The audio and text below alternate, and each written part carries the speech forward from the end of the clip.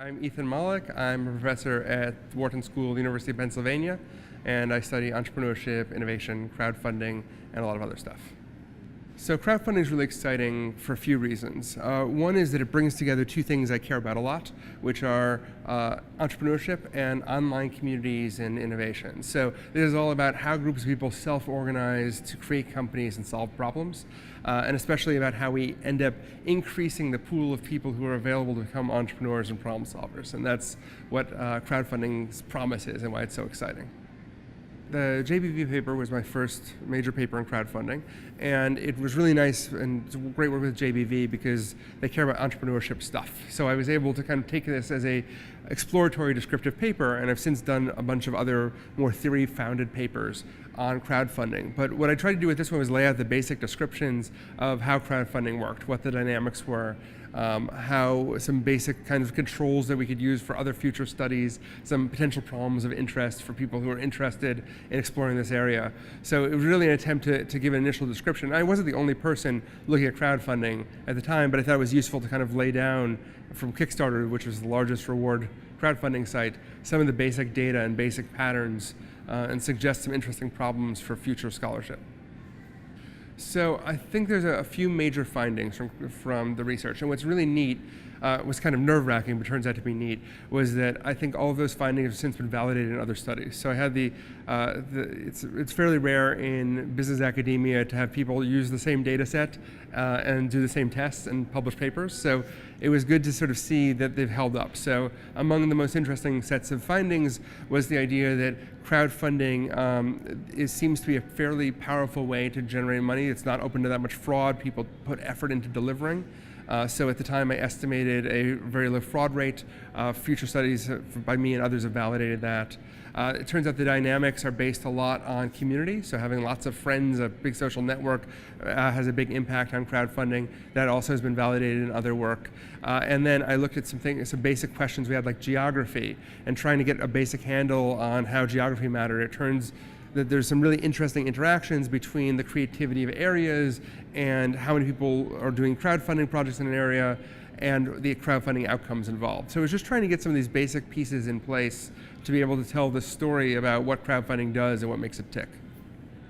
So one of the things I've had an opportunity to do a lot of since the paper is work with people who are launching crowdfunding campaigns, not as a consultant or anything else, but observing what's been happening.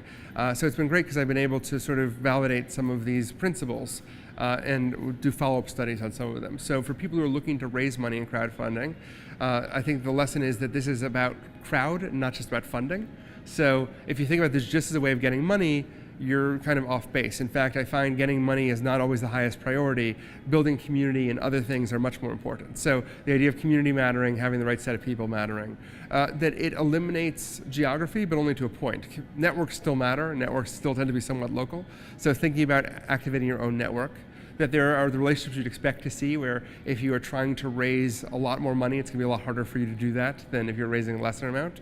But also validating that this is a path forward. So in some future studies that I've done, I found that for every dollar a company raises on a crowdfunding site, they raise $2.60 basically outside of crowdfunding from additional revenue. So it turns into companies at a very high rate. There's high employment that comes out of it. It's a viable path into entrepreneurship. Care matters, right? The crowd is really good at figuring out whether a project is good or bad. So things like having a spelling error is something I pointed out in the paper, decrease your chance of success by 13%, right? So the crowd does pay attention to these things. Having a video and having a good video matters. Activating your social network matters. This is not just about asking for money and having a great idea. You have to do the other sets of things too, right? And ideally, I think the research points to that the best projects are ones that come from a community. So if you look at the prototypical example of the successful crowdfunding case, which is the virtual reality goggles, the Oculus Rift. So Oculus came into a market before it came out that virtual reality was dead. It was like the dream in the 1990s. If you've ever seen Lawnmower Man, it's a truly terrible movie, right? There was this big amount of funding into virtual reality. It turned out to be nothing. No one wanted to fund it anymore. So there was a bunch of enthusiast communities, and one of them, there was a guy named Palmer Luckey. And Palmer Luckey posted on the community, everyone admired his designs, and said, hey, I have this idea for a Kickstarter project involving this Oculus Rift. Could someone help me come up with a logo? Could people give me feedback? So the community chipped in, And when he posted that up, because he was part of the community, they were able to validate that this was a valuable project, give money to it, raised $2 million, later sold to Facebook for $2 billion, started a whole new arms race in venture capital around virtual reality. And we see this pattern over and over again. So the advice is that people who are from communities are trustworthy, they have stakes that they have to worry about, and they're much more likely to sort of both deliver and be able to run these large projects. So the big trend in startups over the last 16 years or so have been a combination of decreasing cost and experimentation. Decreasing cost, the cost of launching a web-based startup has dropped by at least 3 orders of magnitude since the late 90s, right? It used to be something you need a team of people and $2 million to do, now you do it in a weekend for $200. And similarly, that's allowed people to experiment. So you can test the waters in a lot of ways that you couldn't before when you're trying to launch a company. That gives you feedback about your idea, but it also validates it so that other investors are interested. So crowdfunding is nice because it provides that validation. Sometimes you give up equity, sometimes you don't, but it lets you very directly test the waters, get feedback from people, and find out whether or not your idea is a good one. In my surveys, I find 11% of all projects, this includes art projects and other sets of things, 11% of projects succeed in raising additional capital after the crowdfunding campaign. 6% raise VC, angel, or corporate money, presumably for equity. So this is a really valid and valuable way, first step. And I've increasingly heard about VCs that ask hardware companies to launch crowdfunding campaigns to validate their design before they give them money. So it really is becoming normalized as part of this chain about how you generate new ideas and build value.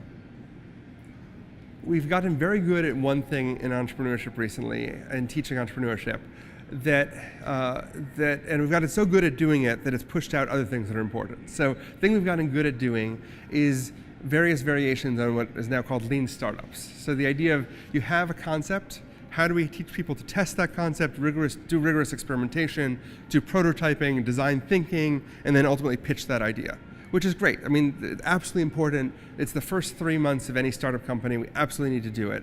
But that has often been at the expense of what has been still remained a much more academic part of our teaching, which is the longer term growth of your startup. How do you scale it up? How do you hire teams? What do we know about the later strategic choices you make? And because the initial pitch has become so compelling, and that first 3 months, I think we need new techniques to teach people experientially about running a startup in the later terms. Now, there have been concepts like helping have people have externships or consult to startup companies, and that's one great way to do it. It's difficult and can be challenging. So the idea of Looking Glass is an alternate reality teaching tool. We've built a general purpose system that lets us put people into virtual environments in real time. So they use the same tools they would in real life, like Google, or we built a fake Gmail and a fake Slack system and a fake file management system. So students come together and actually run a company in a realistic scenario in real time over the course of multiple months that's already fairly advanced. And they have to deal with all kinds of scenarios, from how to divide equity, to dealing with customers, to dealing with press, to having patent trolls go after them. And they live this in a real-time storyline in a very elaborate setting. So we've done the first run-throughs with a sort of version that works a lot like Dungeons & Dragons for executives. So we have humans helping play some of the other roles on the side of this interface. So when you email the lawyer responds to you as a mix of computer-generated material and our game masters typing things in, or even worse, sometimes me staying up till 2 a.m. typing things in. That's great, and it's been incredibly successful. So 270 MBAs have played through Looking Glass, and they've sent 30,000 emails and text messages between them during the course of the game, just to show you how involved they are. 80% of the Wharton MBAs I surveyed said this was more compelling than cases or other standard ways of teaching. And we found that what I thought was really interesting is 25% of my students changed their views strongly on whether they wanted to be an entrepreneur or not. Some wanted to be, some didn't from this, which I thought was nice. I mean, we don't always get that kind of impact and outcomes. So the next version is, how do we do something that doesn't involve hiring dungeon masters, basically.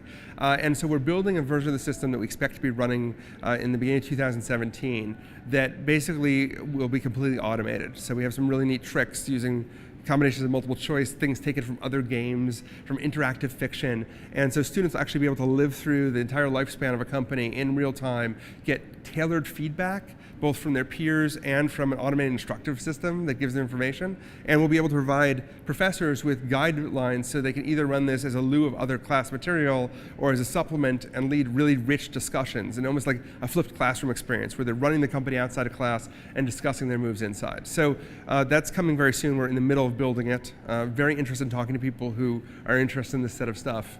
I'm really excited for what we can do. And ultimately, this system should be able to scale up to hundreds of thousands of users, and that's our goal.